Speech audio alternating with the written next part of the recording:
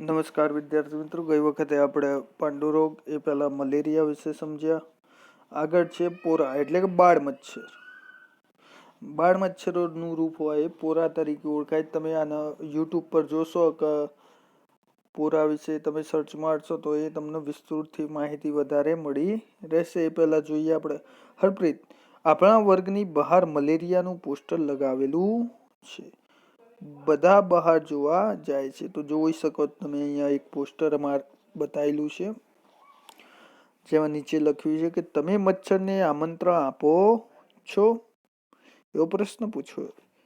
પછી ઉદ્ગાર ચિહ્ન સાથે લખ્યું છે કે સાવચેત રહો, તેઓ મલેરિયા, ડેન્ગ્યુ, ચિકનગુનિયા ફેલાવે છે. તો મચ્છર દ્વારા કયા કયા રોગો ફેલાય છે? તો મલેરિયા, ડેન્ગ્યુ, ચિકનગુનિયા જેવા રોગો ફેલાય છે. તમારા ઘરની આસપાસ પાણી એકઠું થવા ન દો. ખાડાઓ પૂરી દો. પાણીની ટાંકી, કુલરનું પાણી બદલો અને પાણીના ગળા ચોખ્ખા રાખો. તેને દર અઠવાડિયે સૂકવવા જોઈએ. તમારી જાતને બચાવવા મચ્છરદાનીનો ઉપયોગ કરો. જો કોઈ જગ્યાએ પાણી ભરાયું હોય તો કેરોસીનનો છંટકાવ કરો. તો આ સાવચેતી આપી છે અને આના પરથી પ્રશ્ન પૂછી શકાય કે મચ્છરનો ફેલાવો રોકવા માટે આપણે શું કરવું જોઈએ. તો આ સાવચેતીઓ છે એ તમારે પરીક્ષામાં લખવાની રહેશે. સ્વાધ્યાય પોથીમાં પણ આપ્યું છે તો આપણે જોડે જોડે સ્વાધ્યાય પોથી પણ પૂરતા રહેવાની છે. વિપુલ, આ પોસ્ટર મચ્છરના નાના કીડા વિશે કંઈક કહે છે. તે શું છે? નિશા, તે મચ્છરના બચ્ચા છે, પરંતુ તે મચ્છર જેવા દેખાતા નથી. એટલા માટે જ હું તમને કહું છું કે તમે યુટ્યુબ પર ખાસ આના વિડીયો છે એ જોજો. દેડકા વિશે પણ એક સરસ મજાની માહિતી છે, એ પણ તમે જોજો. ટેડપોલ કરીને સર્ચ મારજો તો તમને એ જોવા મળશે. આરતી, તમે તેમને ક્યાં જોયા? નિશા, અમારી ઘરની પાછળ એક જૂનો ગળો પડ્યો હતો. તે થોડા દિવસ પાણીથી ભરેલો રહ્યો. મેં ત્યાં જોયું તો તેમાં ભૂખરા રંગના નાના દોરા જેવી વસ્તુ તરતી જોઈ.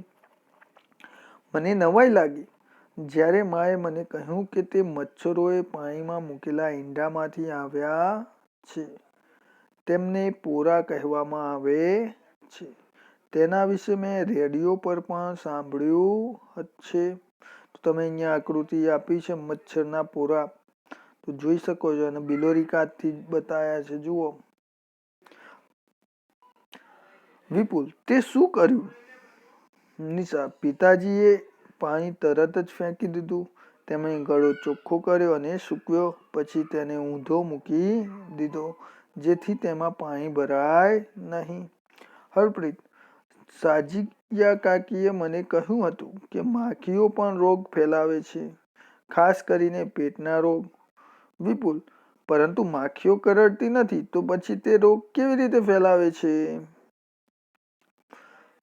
હવે પ્રશ્નો છે. તમે આના જેવું પોસ્ટર ક્યાંય જોયું છે? તો આપણે જોયું છે આ પોસ્ટર. તમે શું કહેવાય, દવાખાને જાઓ તો ત્યાં પણ હોય છે, આરોગ્ય કેન્દ્રમાં જાઓ તો પણ હોય છે, ઘણી સ્કૂલોમાં તમે પોસ્ટર જોયેલા હશે.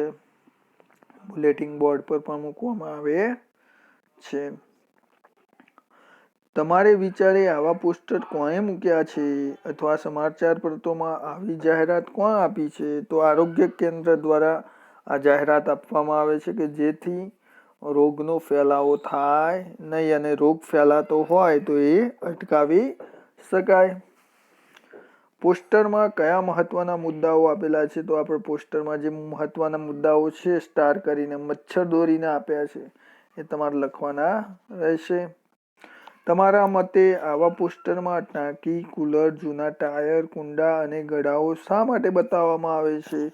તો આ વસ્તુ એટલા માટે બતાવવામાં આવે છે કે જ્યાં શું હોય છે, પાણી ભરાયેલું હોય છે અને ત્યાં ગંદકી થતી હોય છે, જેથી શું મચ્છર ઈંડા ત્યાં મૂકી શકે છે, જેથી મચ્છરનો ઉપદ્રવ વધી ન જાય તે માટે આપણે ટાયર, જૂના ટાયર, ટાંકી, કુલર વગેરેને પાણી શું કરવું જોઈએ?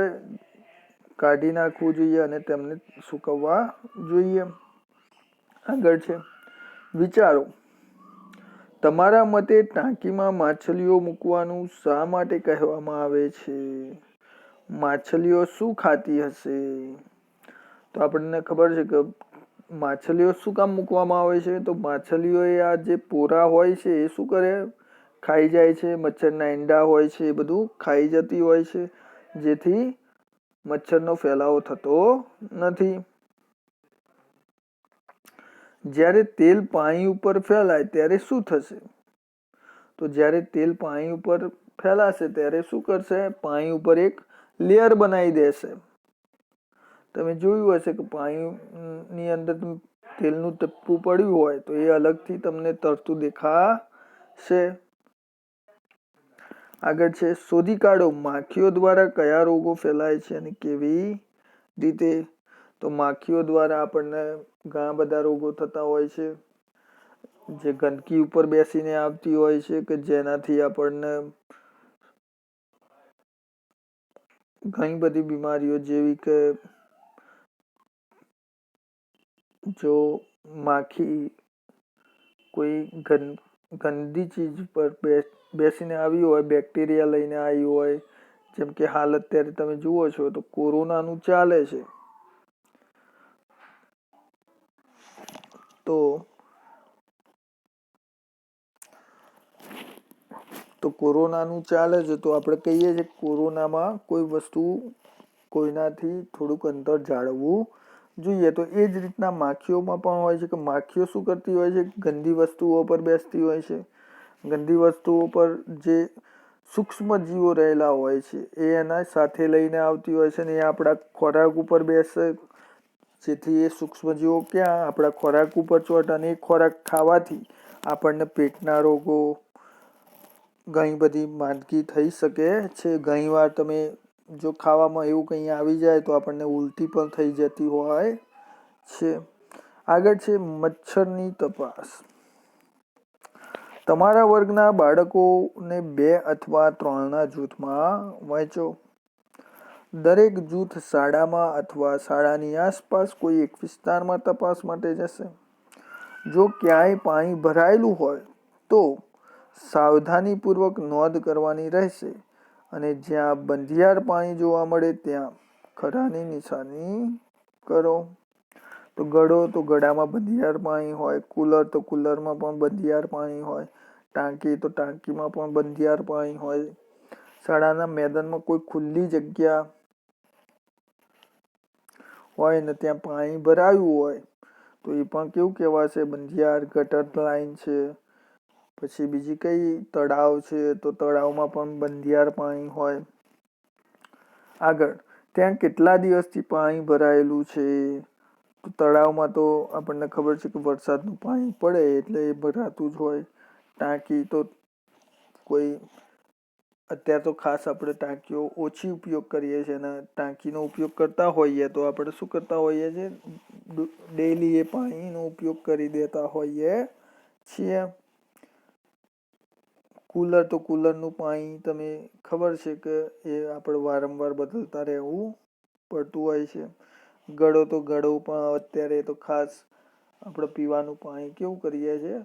એક જ માટલું ભરીએ છીએ, 2 માટલા ભરીએ છીએ અને ઉપયોગમાં લઈ લેતા હોઈએ છીએ. પણ જે જગ્યાએ પાણીની તંગી છે, અછત છે, ત્યાં લોકો શું કરતા હોય છે?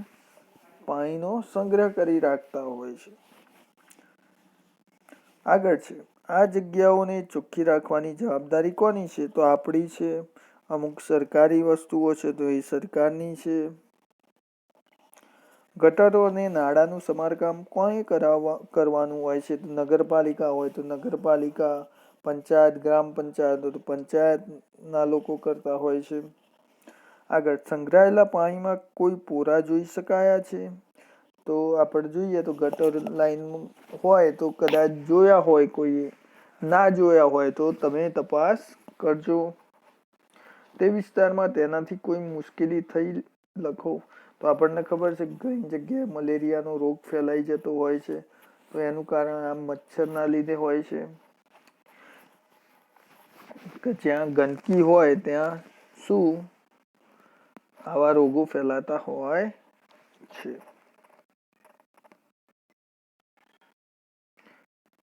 આગળ છે પોસ્ટર બનાવો. તો આવું આપણે જે ઉપર જોયું એવું પોસ્ટર તમારે બનાવવાનું છે. આગળ છે તપાસ અહેવાલ. કેટલાક બાળકોને સર્વેક્ષણ કર્યા હતા અને અહીં તેમના અહેવાલ છે. અમને અમારી શાળામાં પાણીના નળની આસપાસ લીલું લીલું જોવા મળ્યું છે. જે લીલ છે, લીલ એક વનસ્પતિ જેવું અથવા લીલ ના કારણે ત્યાં લપસણું થઈ ગયું છે. ચોમાસામાં લીલ ખૂબ જ ફેલાય છે. અમે વિચારીએ છીએ કે તે નાના છોડ છે કે જે પાણીમાં ઉગે છે. બીજું જૂથ છે એ કહે છે કે શાળાની નજીક તળાવ છે. પહેલા તમે તળાવમાં પાણી જોઈ શકતા નથી કારણ કે તે આખું છોડથી ઢંકાયેલું છે. એક કાકીએ કહ્યું કે તે છોડ તેની જાતે પાણીમાં ઉગ્યા છે. તળાવની આજુબાજુ પાણીથી ભરાયેલા ખાડાઓ છે. અમે પાણીમાં થોડા પોરા જોયા. જેવા અમે થોડા આગળ ગયા આજુબાજુ ઉગેલા છોડમાંથી મચ્છર ઉડવા લાગ્યા. હરપ્રીતને લાગ્યું કે તેના ઘર નજીક આ ગંદુ તળાવ છે. તેના લીધે તેના ઘરમાં ખૂબ જ મચ્છરો છે. તો અહીંયા પ્રશ્નો આપ્યા છે. તમારી શાળા કે ઘરની આસપાસ કોઈ તળાવ કે નદી છે, ત્યાં જાઓ અને આજુબાજુની વસ્તુનું અવલોકન કરો. તો વિદ્યાર્થી મિત્રો હોય તો તમારે થોડું અવલોકન કરવાનું કે ત્યાં મચ્છરો વધારે હશે, જ્યાં ઘાસ હશે ત્યાં પણ તમે જોયું હશે કે ગાર્ડન હોય તો ગાર્ડનમાં પણ તમને મચ્છર વધારે જોવા મળશે. તો એટલા માટે જ ગાર્ડનમાં શું દવાનો છંટકાવ કરવામાં આવતો હોય છે. તમે પાણીમાં કે તેની આસપાસ લીલ જોઈ શકો છો. તો આપણે લીલ જોઈ જશે. જો બંધ આપણે ખુલ્લી ટાંકી હોય તો એમાં ખાસ કરીને લીલ બાજેલી જોવા મળતી હોય છે. પાણીમાં કે તેની આસપાસ છોડ ઉગે છે. તો હા, ઉગે છે. તેમના નામ શોધી કાઢો. તેમાંના થોડા તમારી નોટબુકમાં દોરો. તો આનો ફોટો હું મૂકીશ વિદ્યાર્થી મિત્રો. તમે શું વિચારો છો કે તે કોઈએ ઉગાડ્યા છે કે તેની જાતે ઉગી નીકળ્યા છે? તો એ વસ્તુ જાતે ઉગી નીકળતી હોય છે. આપણે ચોમાસામાં ઘણી વખત જોઈએ છે કે ગમે ત્યાં જ્યાં ત્યાં વનસ્પતિ ઉગી નીકળતી હોય છે. તો એ બીજનો ફેલાવો કોણ કરતું હોય છે? આપણને ખબર છે કે વનસ્પતિ એ બીજમાંથી ઉગે છે. તો એનો ફેલાવો પક્ષીઓ દ્વારા, પવન દ્વારા ફેલાતો હોય છે, જે તમે આગળ ભણશો. તમે પાણીમાં બીજું શું જોઈ શકો છો? યાદી બનાવો. એ પછી આગળ છે વૈજ્ઞાનિકે મચ્છરના પેટની ઝાંખી કરી. તો આ એક સરસ મજાની ઇન્ટરેસ્ટિંગ વાર્તા છે અને છેલ્લી આ ચેપ્ટરનો છેલ્લો ટોપિક છે. આશરે 100 વર્ષ પહેલાની ઘટના છે. એક વૈજ્ઞાનિકે મચ્છરો મલેરિયા ફેલાવે છે એમ શોધ્યું. આ વૈજ્ઞાનિકે આ શોધ કઈ રીતે કરી? એણે પોતે કરેલી વાત સાંભળો. મારા પિતા ભારતની સેનામાં હતા. હું ભારતમાં રહેતો હતો. ડોક્ટર બનવાનું ભણતો હતો. આ વ્યક્તિ કોણ છે? Ronald Ross. તો મચ્છરો દ્વારા મલેરિયા ફેલાય છે એવું કોને શોધ્યું? રોનાલ્ડ રોસે. વાર્તાઓ વાંચવી, કવિતા લખવી એ મારા શોખ હતા. સંગીત અને નાટક પણ ખૂબ ગમતા. એ સમયે મલેરિયા અંગે વધારે જાણકારી ન હતી, પણ હજારો લોકો એનાથી મરી જતા. ખૂબ વરસાદ હોય અને કાદવ હોય ત્યાં આ રોગ થતો. લોકો માનતા કે આ કીચડના ગંદા વાયુથી આ રોગ થાય છે, એટલે જ એનું નામ મલેરિયા પડ્યું. મેલેરિયા એટલે કે ગંદી હવા. મલેરિયાના દર્દીના લોહીમાં કેટલાક જીવાણુ જોવા મળ્યા. પણ આ જીવાણુ આવ્યા ક્યાંથી? અમારા એક પ્રોફેસરે વિચાર્યું કે આ જીવાણુ મચ્છરથી આવતા હશે. હું એમનો વિદ્યાર્થી હોવાથી આ જાણવા પ્રયત્ન કરવા લાગ્યો. હું આખો દિવસ મચ્છરો પકડવા અને અવલોકન કરવામાં પસાર કરવા લાગ્યો. અમે આ મચ્છરો દર્દીઓને કરડાવતા એના બદલામાં દર્દીને એક આનો એટલે એ સમયનો પૈસો છે, અગાઉના સમયનું ચલણ પણ આપવામાં આવતો હતો.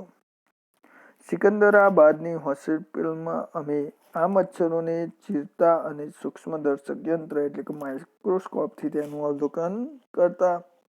સાંજ સુધીમાં તો ગરદન દુખી જાય. આ માથાકૂટમાં હું બીમાર પડ્યો. ઘણા દિવસો સુધી કંઈ મળ્યું નહીં. એક દિવસ થોડા અલગ દેખાતા બદામી રંગના મચ્છરો જોયા. એક માદા મચ્છરના પેટમાં જોયું તો કંઈક કાળું કાળું જોવા મળ્યું.